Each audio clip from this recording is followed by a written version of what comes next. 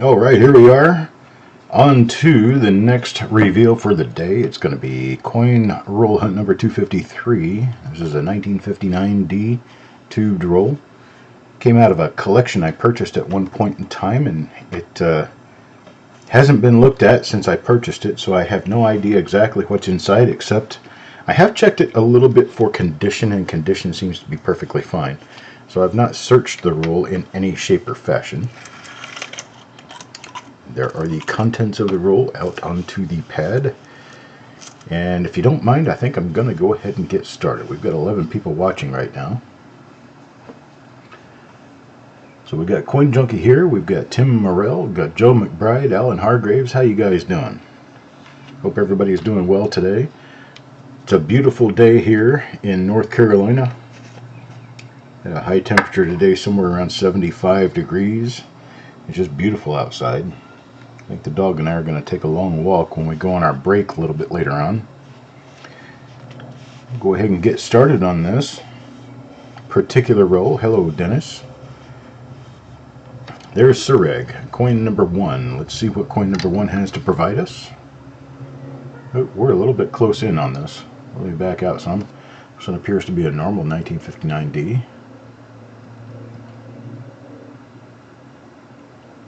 There we go. Don't need to be quite that close in to see everything. There we go. Alright. Let's see what we have on this coin, if anything. It appears to be nothing, so I'll keep moving. Yeah, Dennis, the comment that you made during the last video regarding errors and varieties is somewhat correct, but it's also somewhat not correct. And here's how.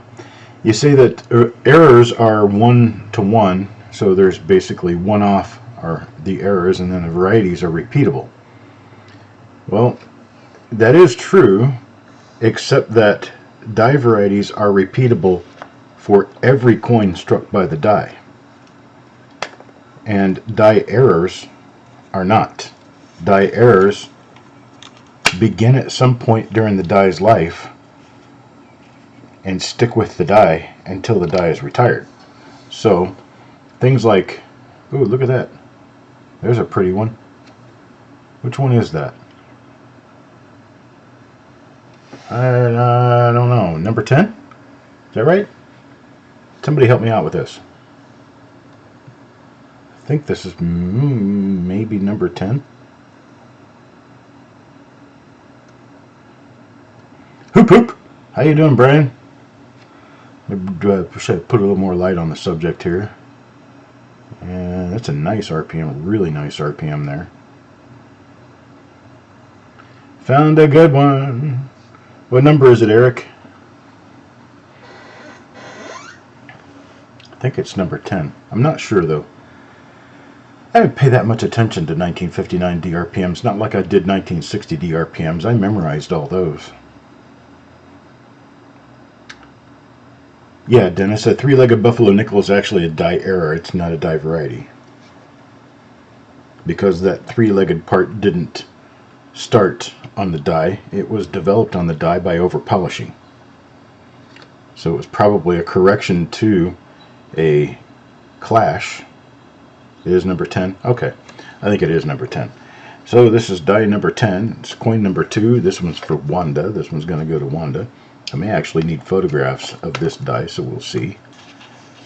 And we're on to coin number 3 now. Coin number 3 goes to Mike Byers. Mike Birchman. Duh. Not Mike Byer. Unless he's Eric's brother. There we go. Zoom back out to the normal size of everything and see what we have here. So yes, things like the three-legged buffalo, the 1922 no D coins. Those are all considered die errors, and they're die errors because they were not necessarily on the die when the die was hung to start minting coins. But we know that die varieties were all on the die at the time it was hung to make coins because of how dies are created. So it's a difference in how the anomaly got onto the die.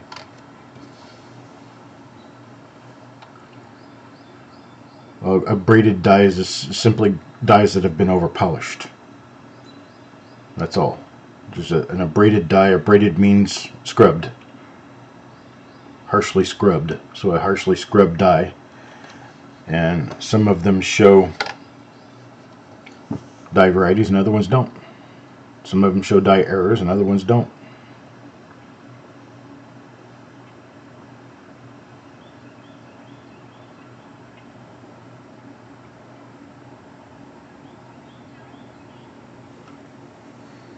But Joe, you don't have any symptoms, correct?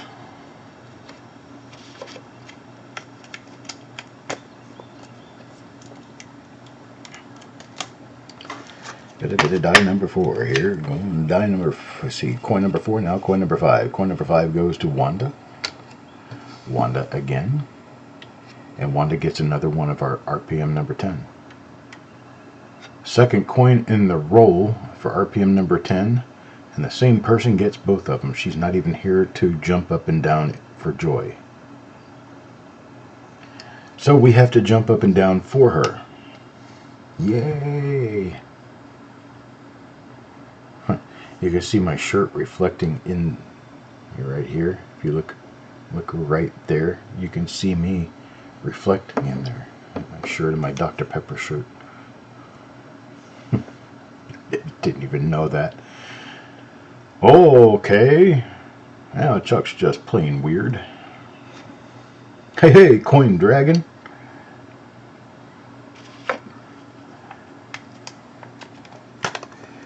Alright, let me go on to coin number 6 now. Coin number 6 is going to James Eubanks.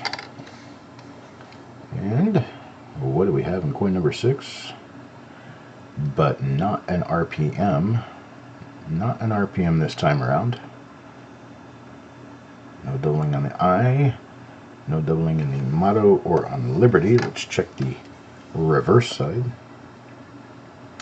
A lot of times these different terms that we use for the different things that you can find on coins is a matter of semantics, but there are other times where it's not really a matter of semantics because it really gauges whether or not you're going to find that in someone's collection or in someone else's collection, because they collect basically by the terms of what they are.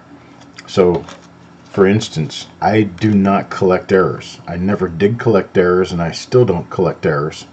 So if you show me an error coin, I will probably be able to tell you what it is. I will probably be able to help you out with value, but I will probably have no interest in it. As is the case with a number of other people who only collect die varieties. Just like if you show me a normal 1959 D cent, I don't get excited about it at all because, well, it's not anything that I would necessarily care to have.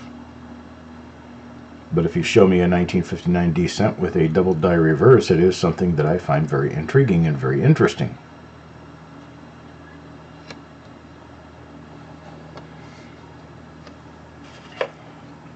Can you imagine what a big deal it was when Lincoln replaced the Indian? I had to have been even bigger a thing. This one's for Adam Chambers. And Adam gets, let's see, I got nothing for you, brother. Nothing for you there, there, or there. Unfortunately.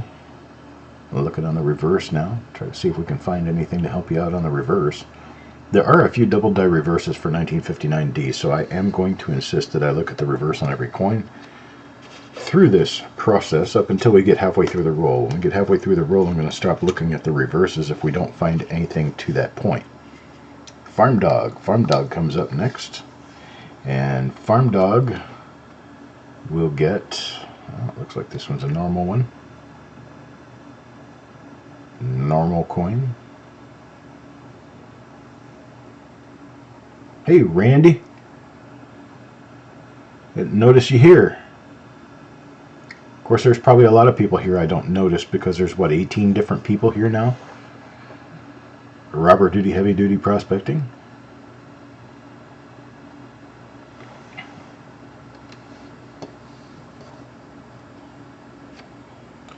I was glad to hear that you don't have any symptoms, Joe, and it's good to hear that your daughter is doing fine. Seems like you might have missed the silver bullet there. I'm getting my J&J vaccine tomorrow. I'll be going over to the VA clinic, the local VA clinic here, and helping out the Veteran Service Organization for Johnston County, which is a county I live in, and the VFW and the American Legion were working together in volunteerism to help out the Durham VA clinic in giving shots to veterans. We're trying to spread the word and spread the kindness by helping out with the clinic, directing traffic, directing people, letting people know where to go, information or whatnot. And so I have been requested at 8 a.m. tomorrow, where I will be working toward getting people vaccinated. For my efforts in assisting, I have been promised a shot myself, so I will get the shot tomorrow.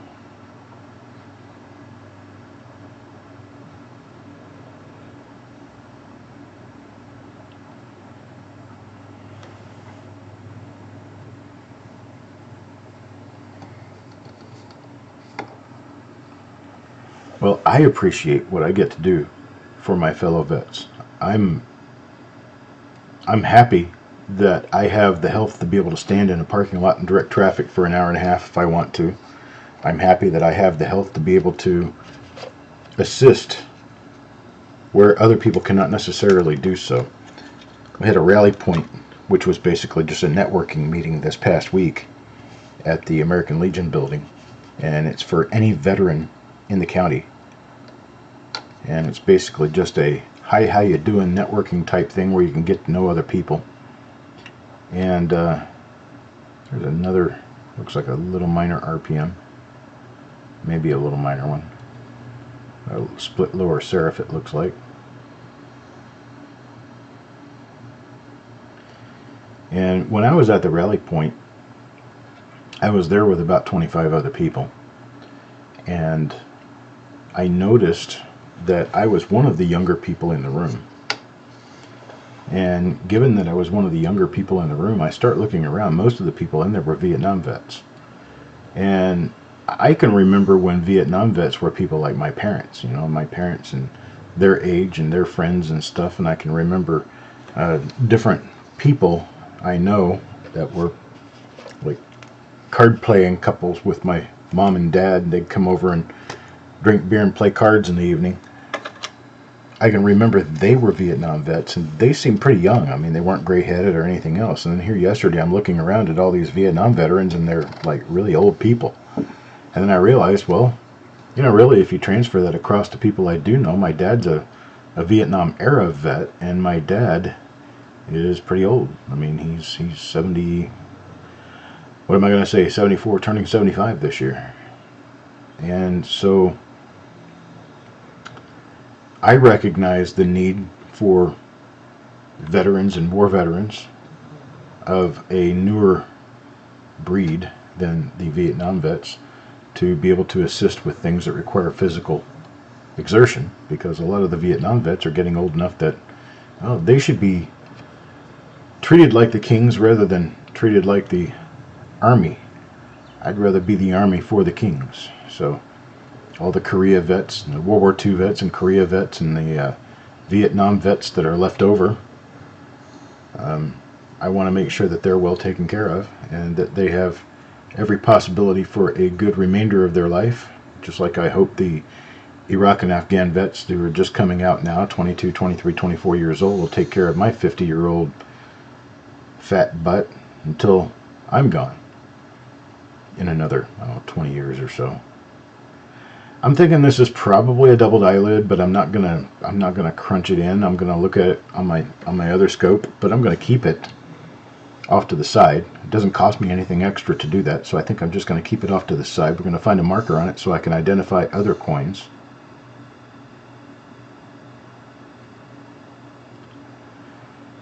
Was the wheat reverse on the 1959 Lincoln Cent ever confirmed? There was a 1959D that had a wheat reverse that a guy claimed that in 1986 he found it in a jar of pennies in California. It was sent to Annex, where it was, I'm going to use that as my marker. A little bit of concentric die scratching going on around the trust, along with what appears to be a minor doubled eyelid. So I'll be done with this coin here very, very shortly. This is Jeff Dunn. And it was certified as genuine. However, not another coin has been found, which that kind of tells me right there that it's possible clandestine make, which means that it's not real. Hey, there we go. There's another one of our RPM number 10s. This one goes to Yo Mango.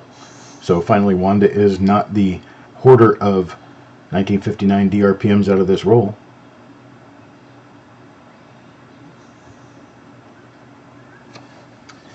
But the real answer to your question regarding was it ever confirmed, yes, it was confirmed because it was actually graded by Annex. And it was considered real by the people who inspected it from the Secret Service at the time. However, the mere idea that that coin exists and no other like it does, and there had to be dies hung on a press and coins minted for that to actually come out, and the fact that we've never seen another one makes it more or less in the category of the 1958 double die obverse Lincoln Cents, of which there are two known. Hey, there we go. Another one. This one goes to Deanne.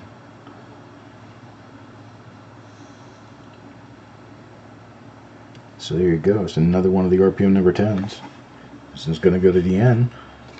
It's a good roll. Yay! We have a good roll. But anytime you show me a die variety, especially a modern Lincoln Cent die variety for which there are only a very short handful known, and it's a very major die variety or variety, actually with the 59 wheat reverse, can anybody tell me what kind of a coin that would be? Is it a variety, a die variety, or is it an error? Who can tell me?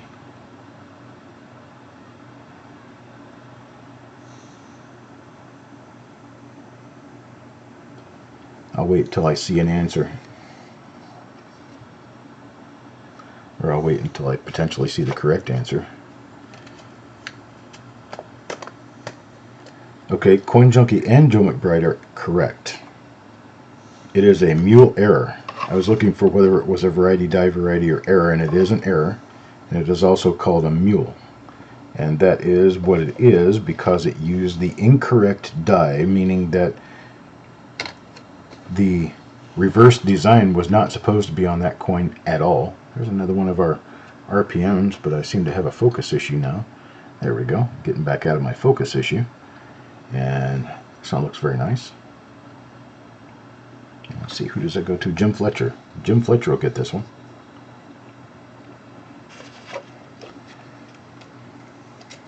So here's one for Mr. Fletcher.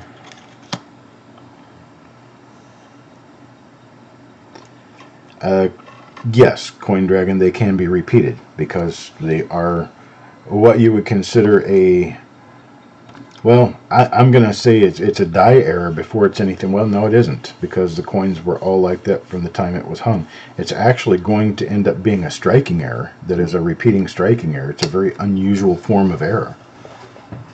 I know it would have to be a die error because the die is wrong. Doesn't have anything to do with how the coin was struck.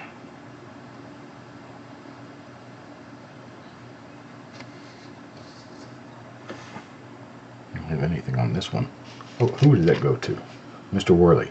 Coin number 18. Mr. Worley. Hey.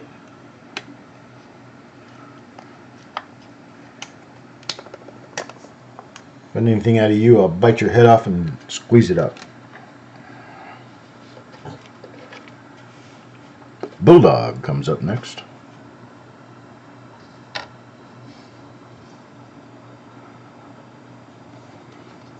But the mere idea that you would have an error like the mule reverse on a 1959D and never come up with another coin, it really just kind of disturbs me.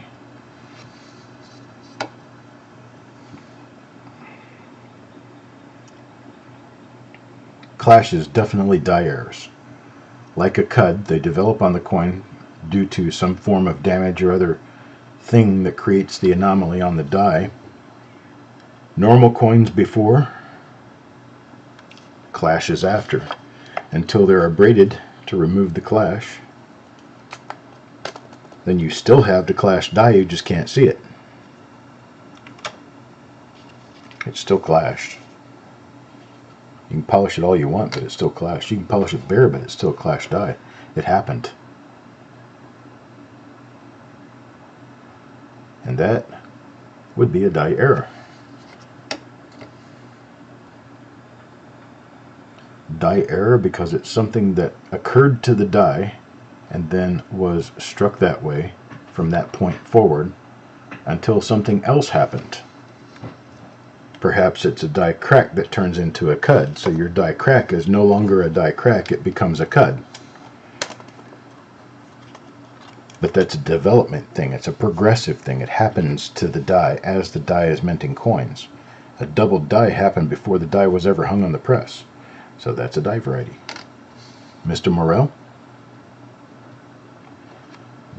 Nothing on this one, it doesn't look like.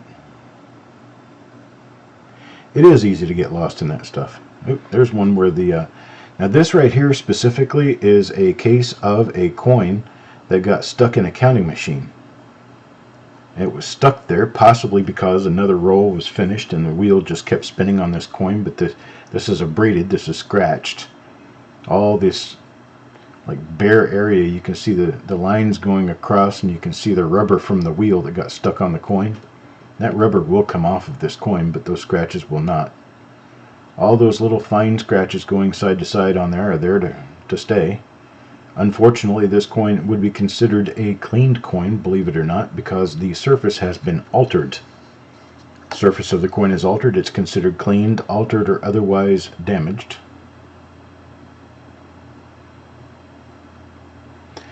Yes, I would love to see a mule error. I would love to see something that actually qualifies as a mule. There's only been a few different mules known for any modern U.S. coin in the recent past. There was the 2000 dollar coins that had the obverse of the Washington quarter. I think there were 5 or 6 of those found, maybe a dozen. And then there's another RPM. Looks like a different RPM altogether. Yep, definitely a different RPM altogether. This one's a really nice one.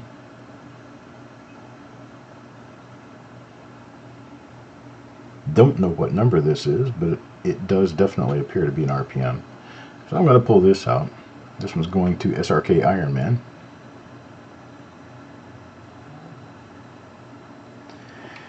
And here I am, the dense that I am. I'm looking up here on my screen. I've got my chat sitting here, and then next to that I've got the window where I can see what's underneath my dynoscope. And then I've got this over here on the right hand side. Basically I can see the same thing you guys can see in the video, only I have a little bit of expansion. And I find myself actually looking down here to see where the next coin goes when I could just be looking at my screen. So yeah, sometimes my head bounces in weird directions. Pullhampton comes up next. Pullhampton gets a... Yeah, it looks like a little normal coin. It's got a whole lot of die wear on it, a lot of flash. No, this one may not be a normal coin. It looks like it could be a minor RPM. You can see the doubling up in the upper right, upper left part of the mint mark up on the vertical bar. It's got an extra bar on the inside of the mint mark right there. Yeah, so that does appear to be a minor RPM. I will hold it off to the side as well. See if it's something I can get listed.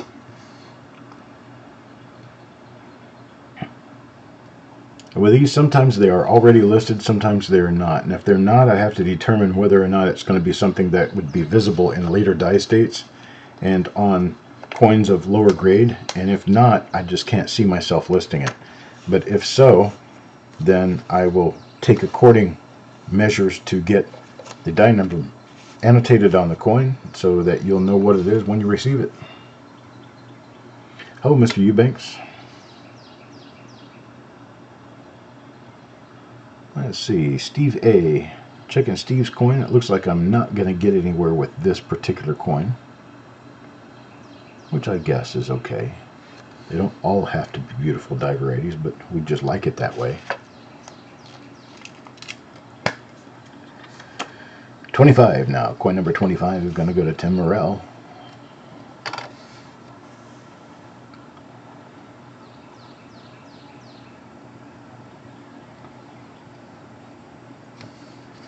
Nothing on that side.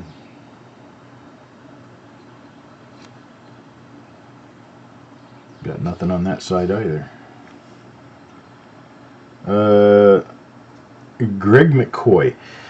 A mule is an improper design used with a different design. This was just a slightly different type of design meant for the proof coins, but it wasn't the wrong design, so I'm not really sure I would call that a mule. I mean, it is a proof reverse style, so it was probably an unfinished proof die that they pulled out and accidentally used. But I don't think it was completely improper design to be using on a Lincoln cent. If it was a dime reverse, that would make a difference, but it wasn't.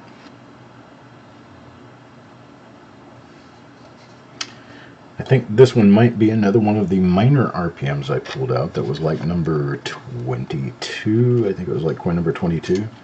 I'll go ahead and pull this one out and see what I can do with it later on. I've got a pile of minor die varieties, and then I've got this one double die lid, or possible double die lid, and then I've got, about half a dozen of these die number 10s. So here's one for Paul, coin number 27. Coin number 27 for Paul Hampton. Turns out to be not one of those. Not a double die lid. No doubling anywhere else on the obverse of the coin, so this will be where I stop looking at the reverses under the scope. I'll give a quick look at them before I put them in the flip. That way if I see a major error, I can always pull it out and show you. Got Yo Man next. And nothing really there.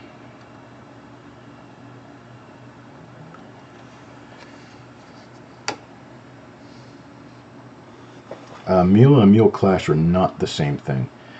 Mule clashes are something that we don't really understand exactly how they were created or why, but a mule clash is when a die clash is created with a coin die for a completely different type of coin. So there's a mule clash of there's a few different mule clashes in the Flying Eagle series, where one of them I believe is a seated quarter design.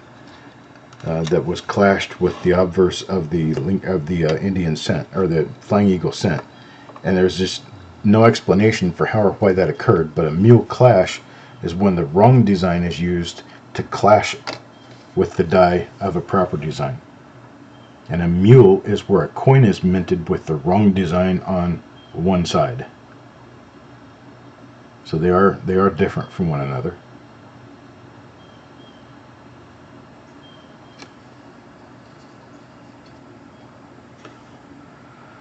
Uh, 58D with the die gouge or tool mark from the D to the vest.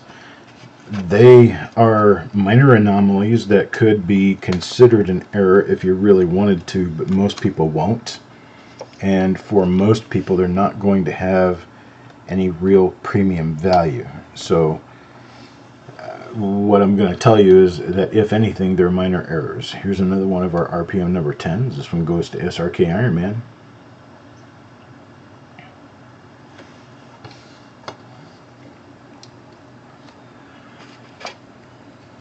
1909 wheats with a 1910 reverse are normal.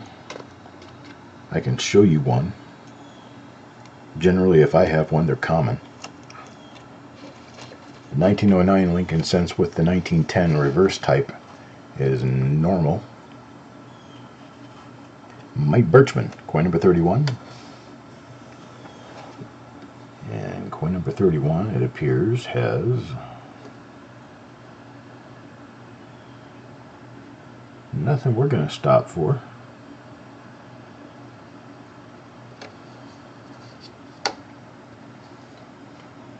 Hello, share my silver. Good afternoon and welcome to the broadcast. 1910 with a VDB would be an error, except that there have been 0 examples shown to me that convinced me in any shape or form that they actually exist. Never ever seen one here.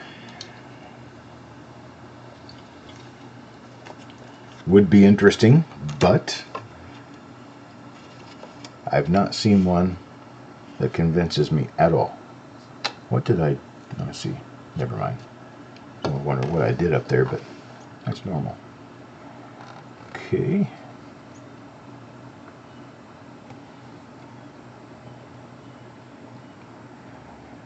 Well, if there was a 1910 with a VDB on the reverse between the wheat stems, of course it would be an error, but it would not be... oops.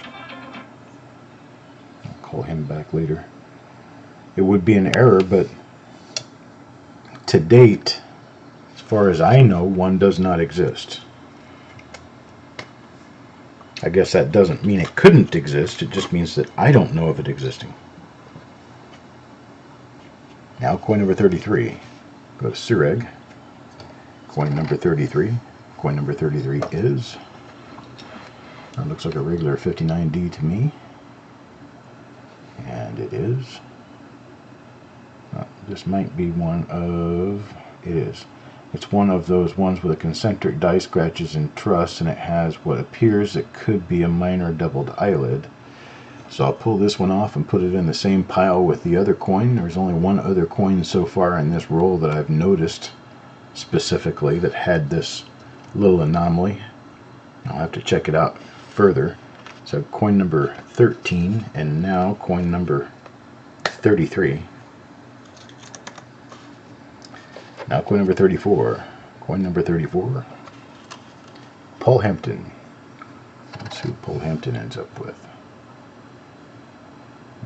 Early die state. It's different from the other dies that we've looked at in this roll, so this one is a different die.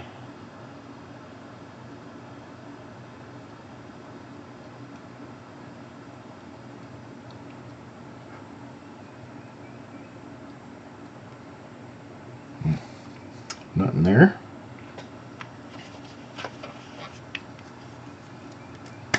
That's Paul Hampton, coin number 34, now 35. Now coin number 35 will go to Mike Birchman. Hello, sissy.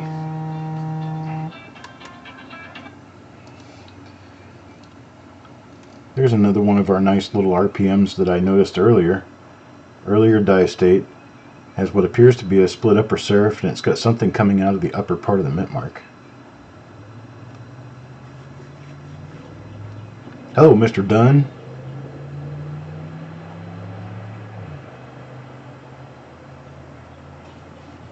Hang on just a second. Let me send a message to this person who keeps calling me.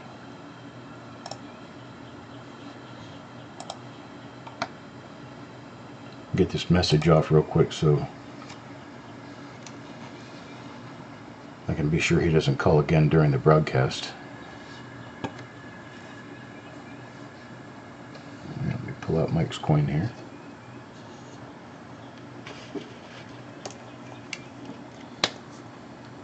And there's that.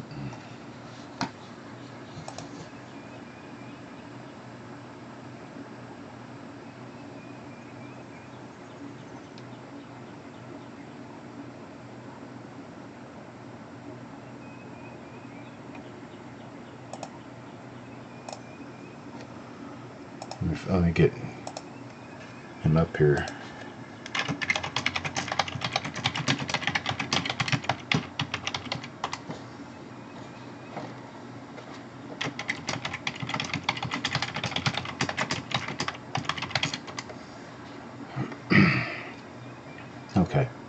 got that taken care of. So, move on to the next coin. Coin number 36 now. 36. Yes, Robert, I did, and I will be replying to you today. I appreciate you sending it.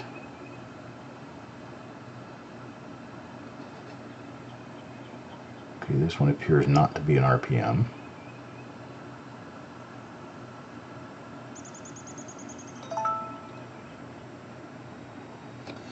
And no die variety there. So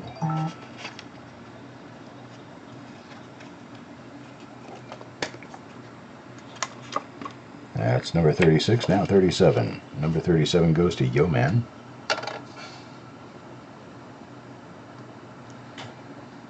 And it appears as though I have a normal D mint mark here.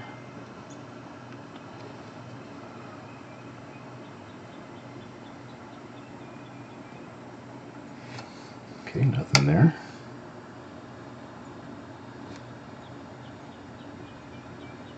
And nothing on that side.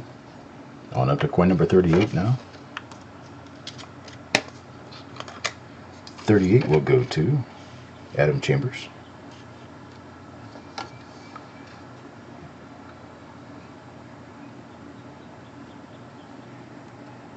$1959D is one of those years that you can find a lot of really pretty stuff, or you can find nothing. I've run into a number of rolls that I didn't find anything in. And just because you're buying rolls that have nothing in them, don't assume automatically that you're getting a roll that's already been searched, or you're getting something that somebody's put together and taken all the varieties out of. Don't assume that, because in reality, I'm going to use 1959D as an example. 1959D is one of those issues where you can get 100 rolls and only 25-30 of them will actually have anything in them. The other 60 to 70 rolls won't have any die varieties in them, and they will be completely normal in the way they were produced, original and everything else. There's another RPM number 10. This one's going to Deanne. I think Deanne already got one of those, but this will be a second one for Deanne. We are finding RPMs in this roll. We're finding nice ones in this roll. RPM number 10 is not anything to be sneezed at. It's a very nice RPM.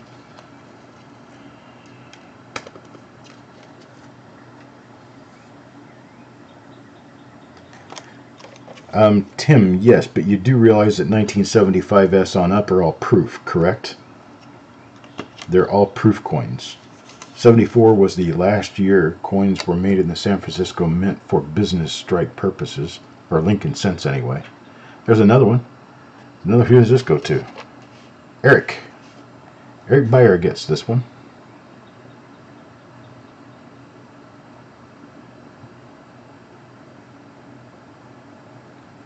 So there's that. Eric gets a nice one. I'm going to call this one the Fanged D. It looks like it has fangs. Really? That's just different.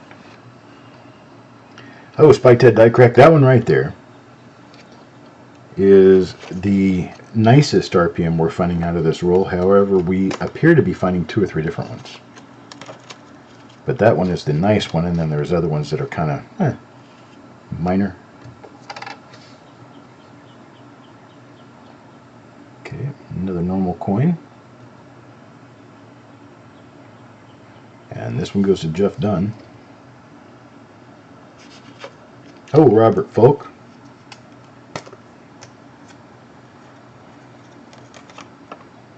And let's go on to coin number 42. Coin number 42 to Deanne.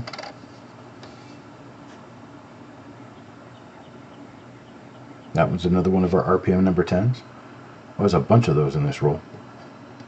Beautiful, beautiful, beautiful, beautiful.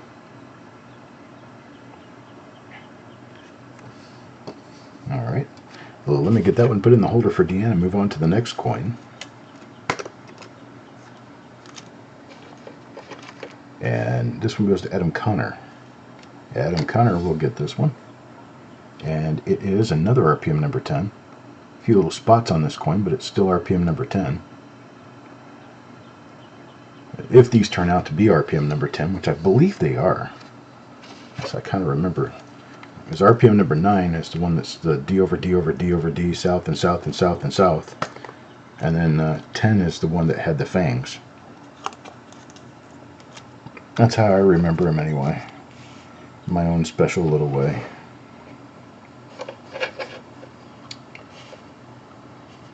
Mama told me I was just more special than other special people. She said that was a good thing because it makes me unique.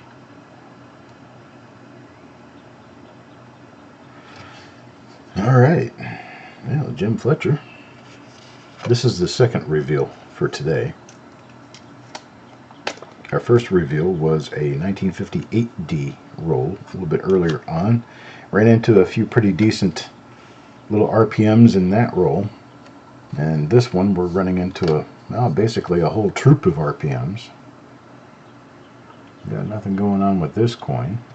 Doesn't look like anyway. Oof. Got a big old spot on there. It's that thing that looks like a piece of salt right in the middle. That's what caused that issue. Been on that coin probably since it was brand new. Ick. Well, we get a good example of a big black spot on a coin there. And so my own terminology does come into how I do things sometimes.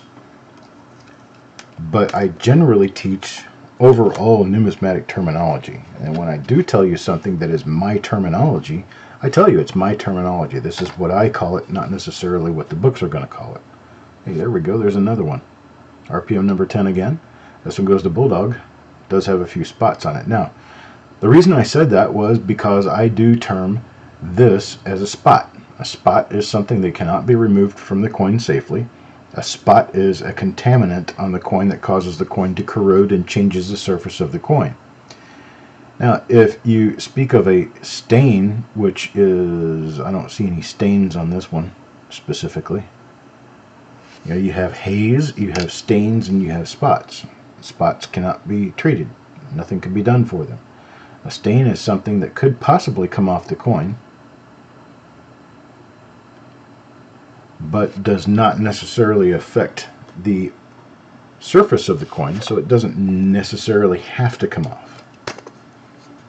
A spot is something that you just can't do anything. It's going to keep growing over time, and eventually it will engulf the coin, whether that be 10 years from now or 150 years from now. It will eventually engulf the coin.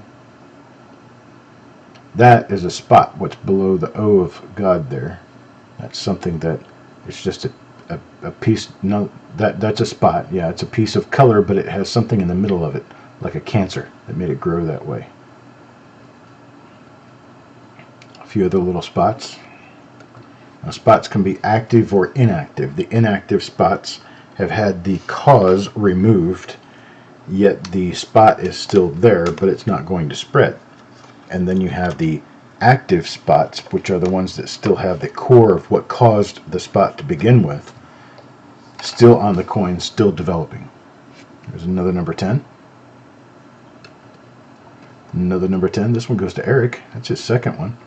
A couple of spots on this one. And there really aren't any in this particular roll that I would call a stain that I've seen. They're all spots. Stains are completely inert. They simply change the color of the surface of the coin and have no risk of spreading or anything else. Some of them are removable, some of them are not. Okay. There's another one. Let's see, number 49 now. Number 49 goes to Joe McBride. And Mr. Joe gets a number 10. It's another number 10. We're finding a lot of those in this roll. This is very nice. Great roll. Really nice roll. Considering that these things are roughly $5, $6, $7 a coin, all of you who are getting these in there have really done well.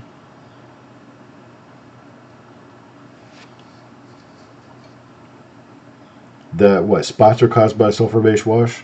Sometimes. That's more of what I would say is a stain. You got stains like on the brand new coins that have those little stains all over the coin. I don't know what else to call them. They're stains. But the new coins that have the little milky looking stains on them, the little haze stains, those can and will come off if you know what to take them off with. But they don't harm the surface of the coin as it is. They're not eating into the surface, so it's best that they just be left alone. They do affect the grade, but not every coin is going to come out perfect. Then you've got things like this that are actually corrosion on the coin from a spot that came off, and or the spot that was placed there at one point in time, whatever it was that caused that spot, and then they just basically infected the coin over time. What was this one? I can't remember now. Okay, not an RPM. And that's what I've got right now. I do have another video coming up at 4 o'clock, about 45 minutes from now. I'm going to go ahead and go and get myself prepared for that. And I appreciate everyone who's showing up and watching and participating. It makes it fun, makes it easy. And right here is my stack of RPM number 10. Stack of RPM number 10 includes coin number 49, 48, 46, 43, 42, 40, 39, 30, 17, 15, 14, 5, and 2.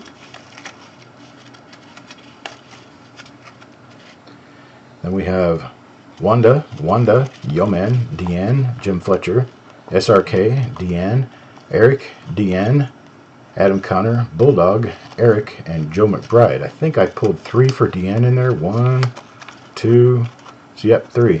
So that's all of Deanne's coins are RPM number 10. How about that? And then we have this, which is a minor doubled eyelid, if anything. I'm not really sure that it is, but we've got coin number 33 and 13. Jeff Dunn and Sureg. And then we have these, which are a minor RPM that has a little thing coming up out of the north part of the mint mark. There's number 23, number 26, and number 22. And that'll be SRK, Sureg, and Paul Hampton. So that's what I've got there. And then we have this pile of normal coins. I'm going to go straight into the sort box so I can get them mailed out. And that's all I've got this time around. I appreciate it, folks. We've come up with a nice, valuable roll, a really good lesson, and a good show to watch again. So I appreciate it, and thank you very much. We'll be back in 45 minutes with the next show, and the next one will be roll reveal number 254. It's going to be a 1946D roll. 1946D. That should be interesting. So we'll talk to you later, folks. Have a great afternoon.